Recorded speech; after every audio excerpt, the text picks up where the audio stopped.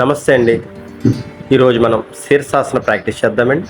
శీర్షాసనం ఎలా చేయాలి, శీర్షాసనం చేసిన వాళ్ళు మన బెనిఫిట్ ఏంటి, నెక్ చాలా బలంగా ఉండాలండి. శీర్షాసనం చేసేటప్పుడు forwards and sides and half round and full round neck బాగా అలా రొటేషన్స్ చక్కగా చేసుకుంటే నెక్ చాలా దృఢంగా ఉంటుందండి.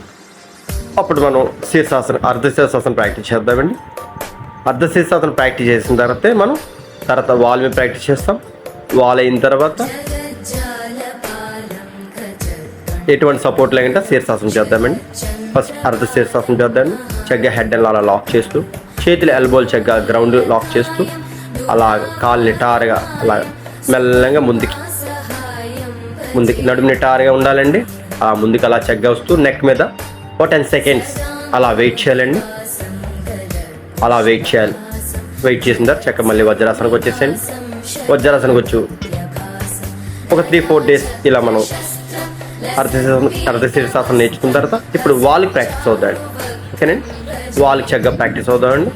మనకి అక్కడ వాల్ లేదు కాబట్టి ఇక్కడ చెట్టుకి ప్రాక్టీస్ అవుతాను నేను. మీరు వాల్ అనుకోండి. ఓకేనండి, దగ్గరికి మ్యాట్ వేసుకోండి. చక్కగా వాల్కి దగ్గరగా మ్యాట్ వేసుకుంటూ చక్కగా హెడ్ని అలా గ్రౌండ్కి అలా లాక్ చేస్తూ నిటారుగా పెడుతూ చేతులు చక్కగా లాక్ చేయండి. చేతులు ఎల్బోలు చక్కగా గ్రౌండ్ లాక్ చేస్తూ మెల్లంగా కాళ్ళు అలా పైకి లిఫ్ట్ చేయండి. అలా వాళ్ళకి సపోర్ట్ తీసుకోండి. చక్కగా అలా వాళ్ళకి సపోర్ట్ తీసుకోండి.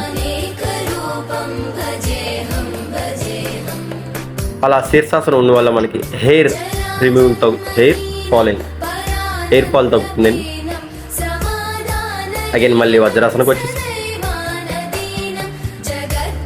ఒక 4-5 డేస్ అలాగా వాల్కి చేసుకున్న తర్వాత మంచి బ్యాలెన్స్ వచ్చిన తర్వాత నెక్ బాగా టైట్గా అయిన తర్వాత ఇప్పుడు డైరెక్ట్ శీర్షాసనం నేర్చుకుందామండి. ఓకేనండి, శీర్షాసన చేసేటప్పుడు నెక్ చాలా దృఢంగా ఉండాలి కాబట్టి ఈ ప్రాక్టీస్ ఖచ్చితంగా చేయాలండి. అండ్ శీర్షాసనం చేస్తాం కాబట్టి